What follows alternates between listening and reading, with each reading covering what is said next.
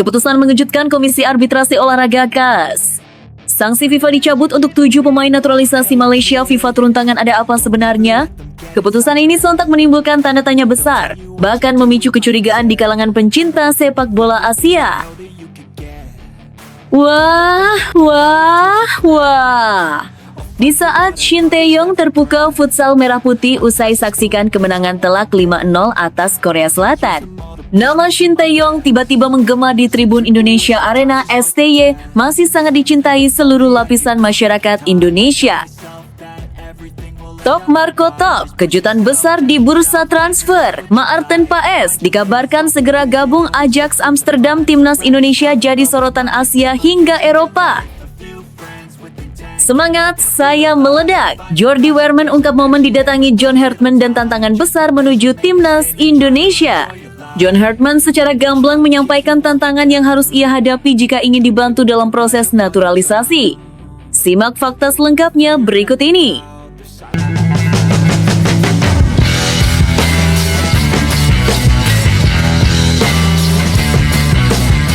Sebelum kita lanjut ke berita terlengkapnya, alangkah mulianya bagi kalian untuk tekan tombol like, dan yang belum subscribe, tolong subscribe channel ini.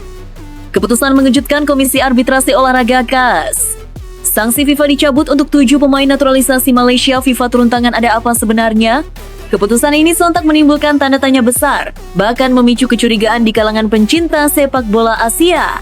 Dunia sepak bola Asia kembali diguncang kontroversi besar. Komisi Arbitrase Olahraga CAS secara mengejutkan memutuskan untuk mencabut sanksi FIFA terhadap 7 pemain naturalisasi Timnas Malaysia. Keputusan ini langsung memicu gelombang reaksi keras dari berbagai pihak, terutama publik dan pengamat sepak bola regional yang mempertanyakan apa yang sebenarnya terjadi di balik layar. Kasus ini sejatinya telah lama menjadi sorotan. 7 pemain naturalisasi Malaysia sebelumnya berada dalam pusaran masalah setelah muncul dugaan kuat terkait ketidaksesuaian dokumen, keabsahan status kewarganegaraan, hingga validitas data administratif dalam proses naturalisasi mereka. FIFA sempat menjatuhkan sanksi sebagai bentuk kehati-hatian dan penegakan regulasi terkait status pemain internasional. Namun, keputusan CAS justru membalikkan situasi. Sanksi tersebut dicabut dan ketujuh pemain kembali dinyatakan bisa melanjutkan aktivitas sepak bola internasional. Keputusan ini sontak menimbulkan tanda tanya besar, bahkan memicu kecurigaan di kalangan pencinta sepak bola Asia. Tak berhenti di situ, FIFA dikabarkan turun langsung untuk menyelidiki ulang kasus ini. Langkah tersebut mempertegas bahwa persoalan ini belum sepenuhnya selesai. Penyelidikan lanjutan mengindikasikan adanya kompleksitas yang lebih dalam, bukan sekedar kesalahan administratif biasa. Di media sosial dan forum sepak bola, reaksi publik pun membara. Banyak pihak menilai keputusan CAS terlalu lunak dan tidak mencerminkan semangat fair play. Sebagian pengamat bahkan menyebut bahwa jika dugaan penggunaan data palsu benar adanya, maka para pemain tersebut seharusnya mendapatkan hukuman seberat-beratnya, bukan justru dibebaskan. Ini bukan soal benci pada negara tertentu, ini soal keadilan kompetisi, tulis seorang pengamat Asia Tenggara. Narasi serupa bergema luas bahwa naturalisasi adalah hak, tetapi harus dilakukan secara sah, transparan, dan sesuai regulasi FIFA. Isu ini menjadi semakin sensitif karena berdampak langsung pada kepercayaan publik terhadap sistem sepak bola internasional. Banyak yang khawatir, jika kasus seperti ini dibiarkan tanpa kejelasan, maka akan menjadi presiden buruk. Negara lain bisa saja mengikuti pola serupa, dan aturan FIFA hanya akan menjadi formalitas tanpa taji. Di sisi lain, kubu pendukung keputusan CAS menilai bahwa tidak semua tuduhan memiliki dasar hukum yang kuat. Mereka menegaskan bahwa CAS adalah lembaga arbitrase tertinggi dalam olahraga internasional, dan keputusannya didasarkan pada bukti serta prosedur hukum yang ketat. Namun tetap saja, pertanyaan publik belum terjawab sepenuhnya. Mengapa sanksi FIFA bisa dicabut? Apakah ada bukti baru yang mengubah arah keputusan? Ataukah justru ada celah regulasi yang dimanfaatkan? Hingga kini FIFA belum mengeluarkan pernyataan final yang benar-benar menutup kasus ini. Penyelidikan yang sedang berjalan justru memperkuat kesan bahwa persoalan ini jauh dari kata selesai.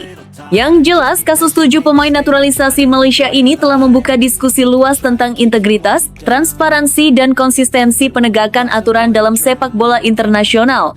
Publik kini menunggu satu hal, kejelasan. Apakah kebenaran akan benar-benar terungkap? Ataukah kontroversi ini akan menguap tanpa akhir yang tegas? Satu hal pasti, mata Asia kini tertuju pada FIFA dan CAS. Menunggu apakah keadilan benar-benar ditegakkan atau justru kembali dipertanyakan. Namun tunggu dulu. Setelah admin telusuri secara mendalam bahwa berita di atas adalah karangan belaka dan hoax, ini sebagai edukasi supaya penonton lebih jeli dalam memilih berita. Wah. Di saat Shin Tae-yong terpukau futsal merah putih usai saksikan kemenangan telak 5-0 atas Korea Selatan. Nama Shin Tae-yong tiba-tiba menggema di Tribun Indonesia Arena STY, masih sangat dicintai seluruh lapisan masyarakat Indonesia. Nama Shin Tae-yong kembali menggema di Indonesia. Meski statusnya kini bukan lagi pelatih timnas Indonesia, kehadirannya masih mampu menyedot perhatian publik tanah air. Sosok pelatih asal Korea Selatan itu diketahui masih berada di Indonesia dan menyempatkan diri untuk menonton langsung laga Piala Asia Futsal di Indonesia Arena. Momen tersebut pun langsung menjadi sorotan dan perbincangan hangat di kalangan pencinta sepak bola nasional. Yang membuat suasana semakin istimewa adalah pertandingan yang ia saksikan bukan laga biasa. Timnas Futsal Indonesia secara mengejutkan berhasil membantai Timnas Futsal Korea Selatan dengan skor telak 5-0. Kemenangan tersebut bukan hanya prestasi besar bagi futsal Indonesia, tetapi juga menjadi bukti nyata perkembangan pesat olahraga ini di tanah air bahkan di mata seorang Shin Tae-yong. Sepanjang pertandingan, Shin Tae-yong terlihat serius menyaksikan setiap pergerakan pemain Indonesia. Ekspresinya menunjukkan ketertarikan dan kekaguman. Gol demi gol yang tercipta dari permainan cepat, agresif, dan penuh determinasi membuat suasana Indonesia Arena bergemuruh.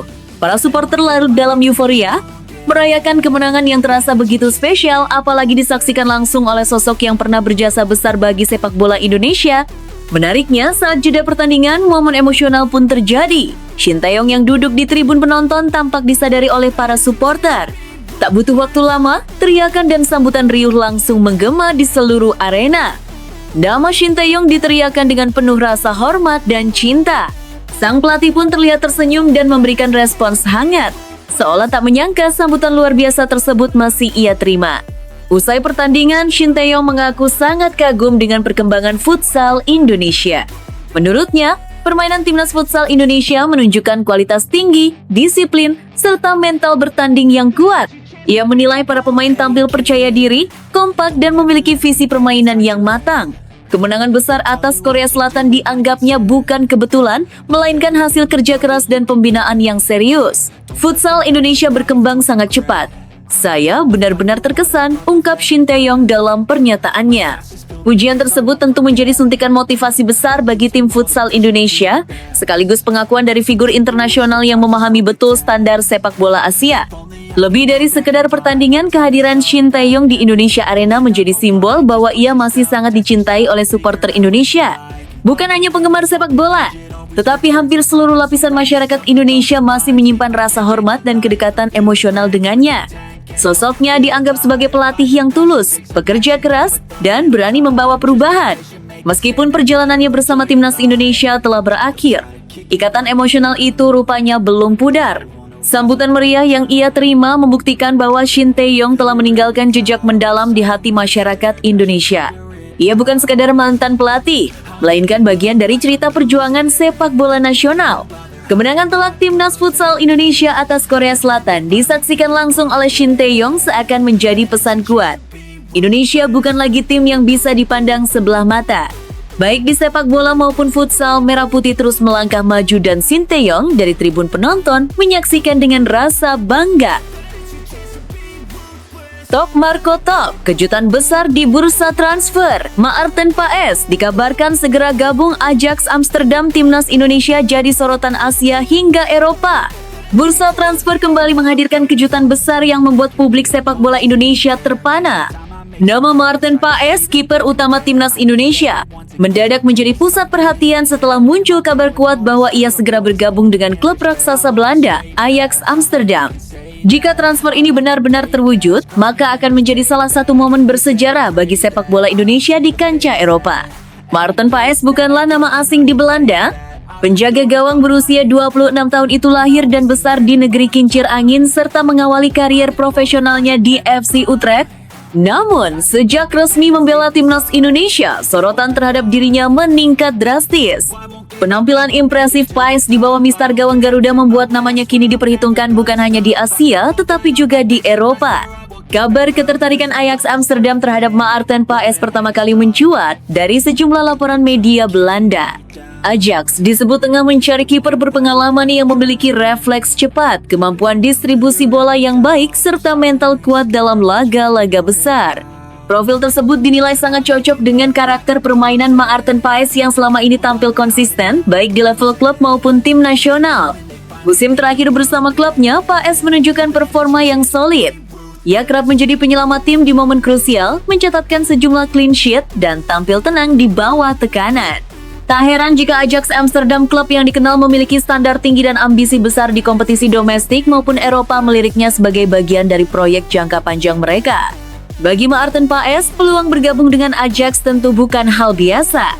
Ajax Amsterdam merupakan salah satu klub paling bergengsi di Eropa, dengan sejarah panjang melahirkan pemain-pemain kelas dunia. Bermain di Johan Cruyff Arena dan mengenakan seragam merah putih Ajax akan menjadi lompatan besar dalam kariernya. Dari sisi Indonesia, kabar ini disambut dengan antusias luar biasa. Publik melihat potensi transfer ini sebagai bukti nyata bahwa pemain timnas Indonesia kini mulai diperhitungkan oleh klub-klub elit Eropa. Jika Paes resmi berseragam Ajax, ia akan menjadi salah satu pemain timnas Indonesia yang bermain di level tertinggi sepak bola Eropa. Dampaknya pun diyakini akan sangat besar. Selain meningkatkan kualitas individu Maarten Paes, kepindahan ke Ajax akan membawa efek domino bagi citra timnas Indonesia. Kepercayaan diri pemain lain akan meningkat, dan mata dunia perlahan akan mulai menaruh perhatian lebih pada sepak bola Indonesia. Namun demikian, hingga saat ini proses transfer masih berada dalam tahap pembicaraan. Ajax disebut tengah melakukan evaluasi akhir, termasuk negosiasi dengan klub pemilik Paes serta pembahasan kontrak personal. Meski belum diumumkan secara resmi, sinyal positif terus bermunculan dan membuat spekulasi semakin menguat. Maarten Paes sendiri belum memberikan pernyataan terbuka terkait rumor tersebut. Namun, dalam beberapa kesempatan ia menegaskan ambisinya untuk terus berkembang dan bermain di level tertinggi. Jika Ajax benar-benar menjadi pelabuhan berikutnya, maka mimpi itu akan semakin mendekati kenyataan. Kini, publik Indonesia hanya bisa menunggu dengan penuh harap. Apakah kejutan besar di bursa transfer ini akan benar-benar terjadi? Jika ya, maka sejarah baru akan tercipta bukan hanya untuk Maarten Paes, tetapi juga untuk sepak bola Indonesia. Satu hal yang pasti, nama Maarten Paes kini tidak lagi sekadar milik timnas Indonesia, tetapi sudah menjadi perbincangan serius di panggung sepak bola Eropa. Dan Ajax Amsterdam mungkin akan menjadi babak paling menarik dalam perjalanan kariernya. Semangat, saya meledak. Jordi Weerman ungkap momen didatangi John Hartman dan tantangan besar menuju timnas Indonesia. John Hartman secara gamblang menyampaikan tantangan yang harus ia hadapi jika ingin dibantu dalam proses naturalisasi. Simak fakta selengkapnya berikut ini. Nama Jordi Weerman kembali mencuri perhatian publik sepak bola Indonesia. Gelandang berdarah Indonesia Belanda itu secara terbuka mengungkapkan kebahagiaannya setelah mengalami momen yang tak akan ia lupakan. Didatangi langsung oleh John Hartman, sosok penting di balik proyek besar timnas Indonesia. Pertemuan tersebut bukan sekedar pertemuan biasa, melainkan awal dari tantangan besar menuju satu mimpi berseragam merah putih. Dalam pengakuannya, Jordi Weerman menyebut dirinya merasa sangat bahagia sekaligus tersentuh. Ia tak menyangka John Hartman datang secara langsung untuk berbicara dengannya, membahas potensi, masa depan, dan peluang membela timnas Indonesia. Lebih dari itu, Hartman secara gamblang menyampaikan tantangan yang harus ia hadapi jika ingin dibantu dalam proses naturalisasi. Saya ditantang untuk menunjukkan permainan terbaik saya, ungkap Weerman. Menurutnya, Hartman tidak menjanjikan sesuatu secara instan. Tidak ada jalan pintas, tidak ada janji kosong. Yang ada hanyalah standar tinggi, tuntutan profesionalisme, dan kerja keras tanpa kompromi. Justru disitulah letak kebahagiaan Jordi Weerman. Ia merasa dihargai bukan karena latar belakang atau darah keturunan semata, melainkan karena kualitas dan mentalitas sebagai pesepak bola. Hartman menegaskan bahwa pintu timnas Indonesia terbuka, tetapi hanya untuk pemain yang benar-benar siap bersaing di level tertinggi. Pertemuan tersebut ternyata memberikan dampak besar bagi mental Weerman. Ia mengaku semangatnya meningkat drastis setelah berbincang langsung dengan Hartman. Kata-kata sang pelatih dan visi besar yang disampaikan membuatnya semakin termotivasi untuk bekerja lebih keras, meningkatkan konsistensi, serta membuktikan bahwa dirinya layak memperkuat timnas Indonesia. John Herdman membuat saya merasa tertantang, bukan tertekan, kata Wehrman. Ia menyadari bahwa standar tinggi yang diminta bukan untuk menjatuhkan, melainkan untuk membentuk tim nasional yang benar-benar kompetitif di level Asia bahkan dunia. Bagi Wehrman, pendekatan tersebut justru sangat profesional dan modern. Herdman sendiri dikenal sebagai pelatih dengan rekam jejak kuat dalam membangun mental juara dan budaya disiplin. Ia menuntut komitmen total, kesiapan fisik dan mental, serta kemampuan beradaptasi cepat. Wehrman mengakui bahwa masuk ke dalam radar timnas Indonesia bukanlah hal mudah, tetapi justru itulah yang membuatnya semakin berambisi. Di tengah proses ini, publik Indonesia pun mulai menaruh perhatian besar. Banyak supporter melihat Jordi Wehrman sebagai sosok gelandang potensial yang bisa menambah kedalaman dan kualitas lini tengah timnas Indonesia. Namun, dengan tegas Herdman menutup pintu ekspektasi berlebihan. Semua akan ditentukan di lapangan, bukan di atas kertas. Wehrman menyadari betul bahwa dirinya harus membuktikan segalanya melalui performa. Setiap pertandingan, setiap menit bermain akan menjadi penilaian. Ia mengaku siap menerima tantangan tersebut dan menjadikannya sebagai bahan bakar untuk berkembang lebih jauh sebagai pemain. Saya tahu standarnya tinggi, tapi justru itu yang saya cari, tegasnya. Pernyataan tersebut menunjukkan mentalitas yang matang dan kesiapan untuk bersaing secara sehat demi satu tujuan besar. Kini, perjalanan Jordi Wehrman menuju timnas Indonesia masih panjang dan penuh ujian. Namun, satu hal sudah pasti, pertemuannya dengan John Herdman telah mengubah sudut pandangnya.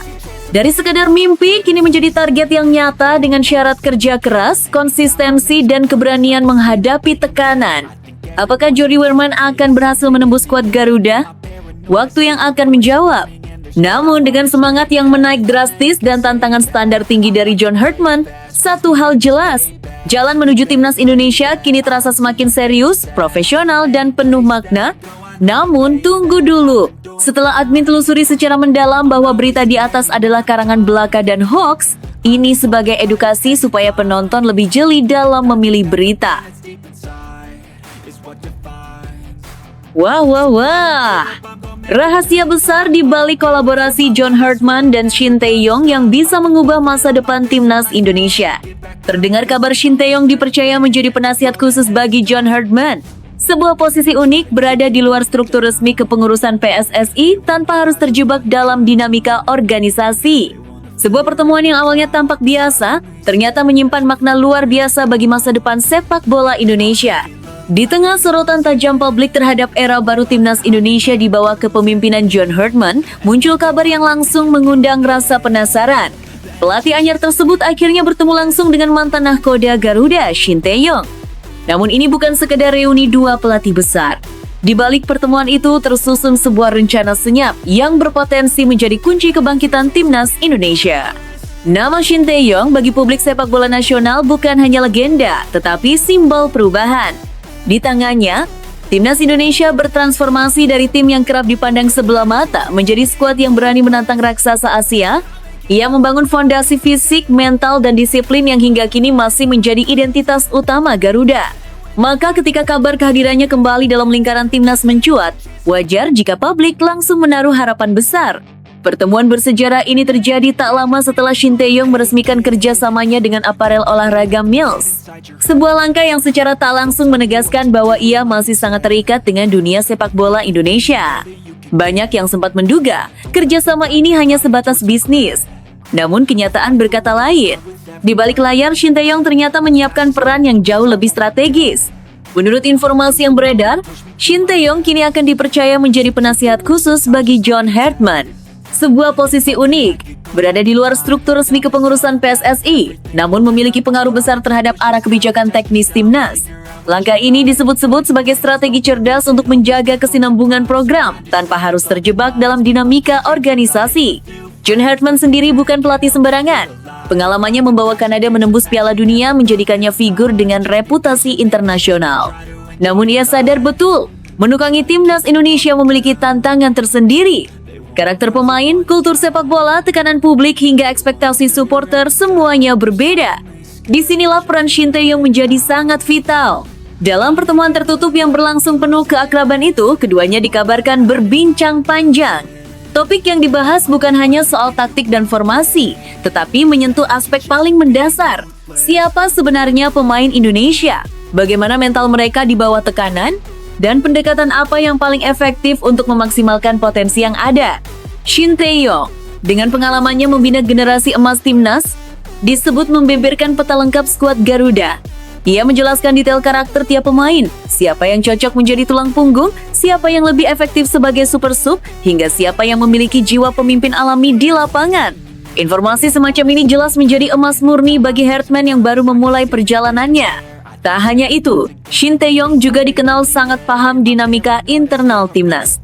Ia tahu betul bagaimana menghadapi pemain muda berbakat yang mudah terbakar emosi, bagaimana membangkitkan kepercayaan diri pemain yang sempat terpuruk, hingga cara menjaga keharmonisan ruang ganti. Semua pengalaman ini kini ditransfer langsung kepada Hartman, seolah menjadi warisan tak ternilai bagi era baru Garuda. Yang membuat cerita ini semakin menarik adalah status kerjasama mereka yang berada di luar PSSI.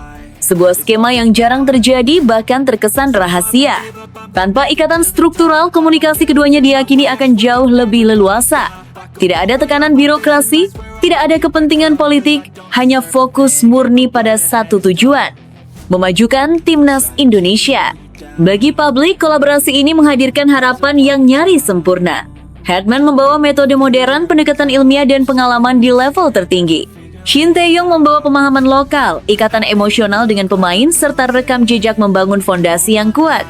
Dua dunia bertemu, dua filosofi berpadu. Pertanyaan besar kini mulai bermunculan. Akankah gaya permainan timnas berubah drastis? Ataukah kita akan melihat evolusi halus dari era Shin Tae-yong menuju era Hartman? Apakah pemain-pemain muda yang dulu dibina Shin Tae-yong akan menjadi tulang punggung kejayaan baru? Atau justru lahir wajah-wajah segar yang selama ini luput dari perhatian? Satu hal yang hampir pasti, timnas Indonesia tidak sedang berjalan sendiri. Di balik sosok John Hartman di pinggir lapangan, akan ada bayangan Shin Tae-yong yang setia mengamati, menganalisis, dan memberi masukan. Sebuah duet tak kasat mata yang bisa menjadi senjata rahasia Garuda. Mungkin hasilnya belum bisa kita lihat hari ini. Mungkin pula prosesnya akan penuh rintangan. Namun sejarah seringkali mencatat bahwa kebangkitan besar dimulai dari pertemuan sederhana. Dari obrolan panjang dua pelatih hebat, lahir strategi, visi, dan harapan baru. Dan jika suatu hari timnas Indonesia berdiri sejajar dengan kekuatan besar Asia, publik mungkin akan kembali mengingat momen ini. Momen ketika dua maestro bertemu diam-diam, menyusun rencana besar demi satu mimpi yang sama. Melihat Garuda terbang lebih tinggi dari sebelumnya. Namun tunggu dulu, setelah admin telusuri secara mendalam bahwa berita di atas adalah karangan belaka dan hoax, ini sebagai edukasi supaya penonton lebih jeli dalam memilih berita. Guardiola buka suara soal pekan terburuk City, saatnya bangkit ambil momentum kemenangan.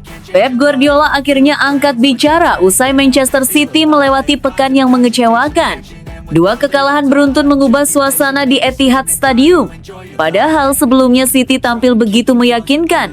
Datang ke derby Manchester dengan kepercayaan diri tinggi, City justru tumbang telak di Old Trafford. Hasil buruk di Liga Champions kemudian semakin memutus momentum kebangkitan mereka. Meski demikian, Guardiola menegaskan dirinya tetap tenang. Ia memahami sepenuhnya penyebab penurunan performa tim dan yakin masih ada waktu untuk memperbaiki keadaan.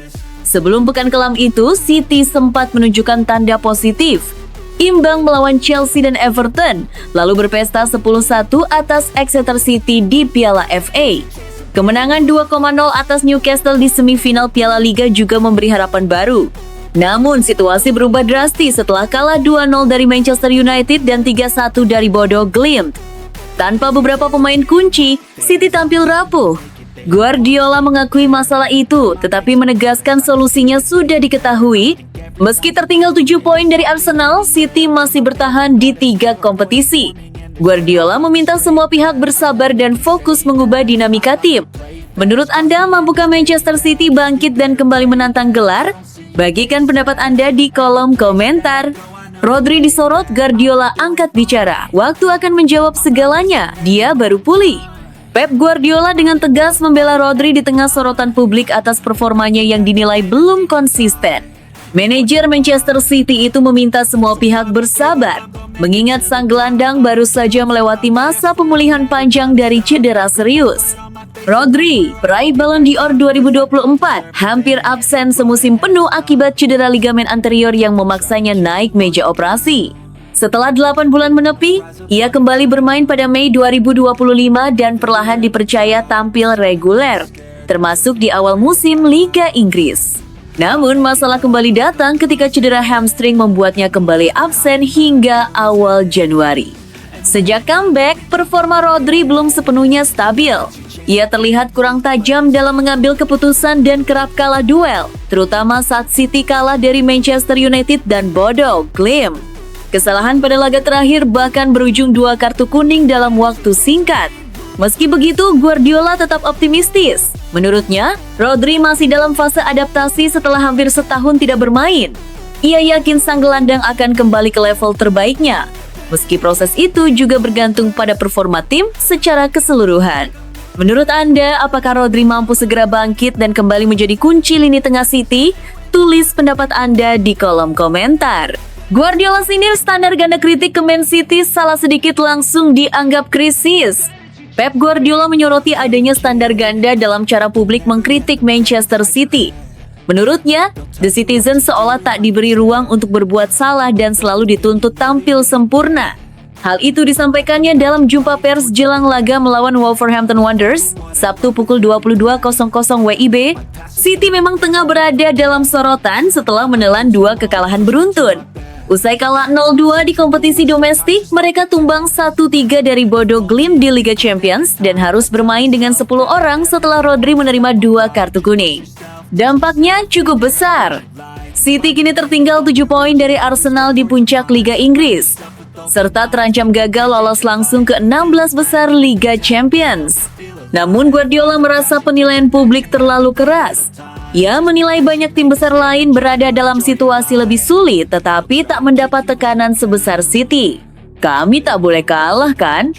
Manchester City begitu sempurna sampai-sampai kami tak boleh kalah, ujarnya. Ia juga menegaskan bahwa 13 poin di Liga Champions dianggap bencana bagi City, sementara bagi tim lain tidak dipermasalahkan. Guardiola menilai standar yang diterapkan kepada timnya terlalu tinggi. Menurut Anda, apakah kritik terhadap Manchester City memang berlebihan? Sampaikan pendapat Anda di kolom komentar. Sindiran pedas Guardiola ke wasit debutan publik terbelah, wajar atau berlebihan? Pep Guardiola kembali mencuri perhatian usai melontarkan sindiran kepada wasit debutan Farai Halam setelah insiden penalti dalam laga Manchester City kontra Wolves. Pelatih City itu mempertanyakan keputusan Halam yang tidak menghadiahkan penalti usai handball Yerson Mosquera di kotak terlarang. Seusai laga, Guardiola mendatangi sang wasit dan bersalaman sambil berkata dengan nada sarkastik, "Dia membuat debut yang luar biasa. Sekarang semua orang akan mengenalnya," seperti dikutip dari Daily Mail. Komentar tersebut memicu perdebatan. Sebagian menilai gaya kepemimpinan Guardiola mulai menunjukkan sisi negatif, mirip Jose Mourinho. Rekam jejak kontroversinya pun kembali disorot, mulai dari ucapannya kepada jurnalis Sky Sports hingga insiden menarik headphone juru kamera. Kini publik menanti sikap PGMO terhadap komentar Guardiola, sementara sang pelatih menunggu permintaan maaf dari Howard Webb. Menurut Anda, apakah sindiran Guardiola wajar sebagai bentuk protes? Atau justru berlebihan dan merusak respek terhadap wasit? Tulis pendapat Anda di kolom komentar. Tanpa Erling Haaland, sejak awal Man City tetap perkasa, strategi jitu Guardiola atau sekadar keberuntungan? Manchester City akhirnya kembali ke jalur kemenangan setelah 4 laga Liga Inggris tanpa hasil maksimal. Bermain di Stadion Etihad Sabtu 24 Januari 2026 malam, The Citizens menaklukkan Wolverhampton Wanderers 2-0 lewat gol cepat Omar Marmoush menit ke-6 dan sundulan Antoine Semenyo pada menit 45+2. Kemenangan ini terasa spesial karena untuk pertama kalinya musim ini Pep Guardiola tidak menurunkan Erling Haaland sebagai starter. Haaland baru masuk pada menit ke-73 menggantikan Marmoush. Setelah City unggul nyaman di babak pertama, ini menjadi momen langka mengingat dalam 22 laga sebelumnya penyerang Norwegia itu selalu menjadi pilihan utama. Guardiola pun menjelaskan keputusannya sebagai bagian dari manajemen kebugaran di tengah jadwal padat. Ia menilai Haaland tidak berada dalam kondisi puncak dan perlu penyegaran fisik maupun mental. Penurunan produktivitas Haaland turut menjadi pertimbangan. Dalam 6 laga terakhir, ia hanya mencetak 1 gol, jauh menurun dibanding catatan 26 gol dari 32 pertandingan sebelumnya. Fokus utama kini tertuju pada laga krusial Liga Champions kontra Galatasaray yang wajib dimenangkan demi peluang lolos ke 16 besar. Tambahan 3 poin membawa City tetap di peringkat kedua dengan 46 poin, menjaga jarak dari kejaran Aston Villa meski masih tertinggal dari Arsenal. Menurut Anda, apakah keputusan Guardiola mengistirahatkan Haaland sudah tepat? Atau justru berisiko? Bagikan pendapat Anda di kolom komentar.